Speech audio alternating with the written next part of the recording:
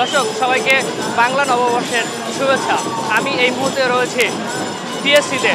আপনারা দেখছেন বাংলা নববর্ষের যে মূল আনুষ্ঠানিকতা আনন্দ শোভাযাত্রা সেটি ইতিমধ্যেই শুরু হয়ে গেছে। আপনারা দেখছেন বিপুল সংখ্যক মানুষ এই আনন্দ শোভাযাত্রায় অংশ নিয়েছে।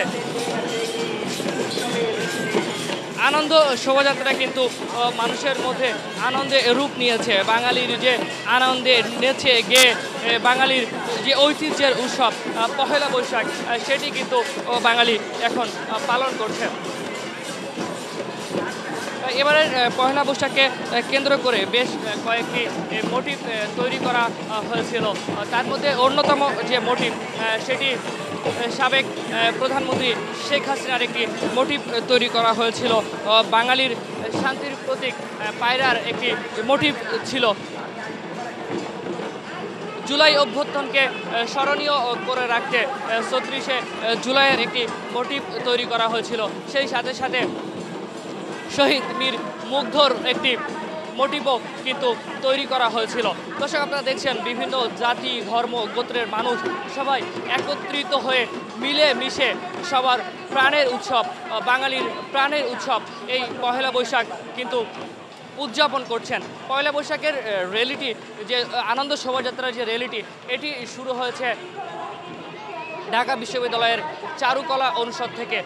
এই মুহূর্তে এই আনন্দ শোভাযাত্রার র্যালিটি টিএসসি পর্যন্ত এসে পৌঁছেছে।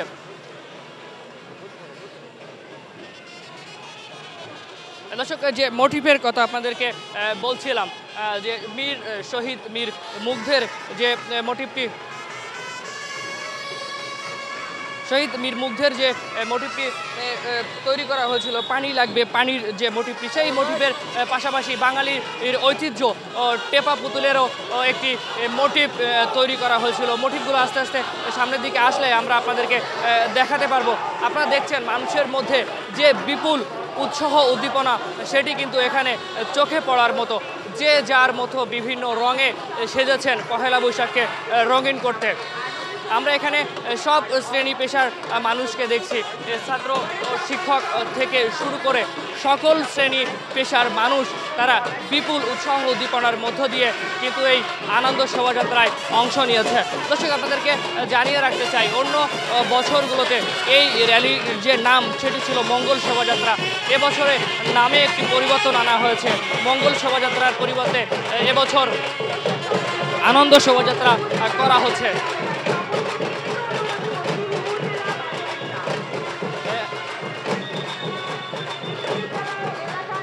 আনন্দ শোভাযাত্রার জন্য যে সাবেক প্রধানমন্ত্রীর যে মোটিভটি করা হয়েছিল সেই মোটিভটি কিন্তু পুড়িয়ে দেওয়া হয়েছিল এবং শান্তির প্রতীক পায়রার যে মোটিভ সেই মোটিভটিও পুড়িয়ে দেওয়া হয়েছিল।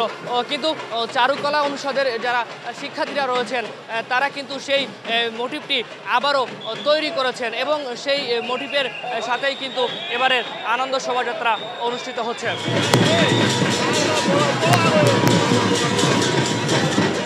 দর্শক এই ছিল আমার কাছে আনন্দ শোভাযাত্রা থেকে সবশেষ পরিস্থিতি। পরবর্তীতে অন্য কোনো জায়গা থেকে আপনাদের আবারও সরাসরি যুক্ত করব। ততক্ষণে আমাদের সাথে থাকবেন। সবাইকে আবারও বাংলা নববর্ষের শুভেচ্ছা।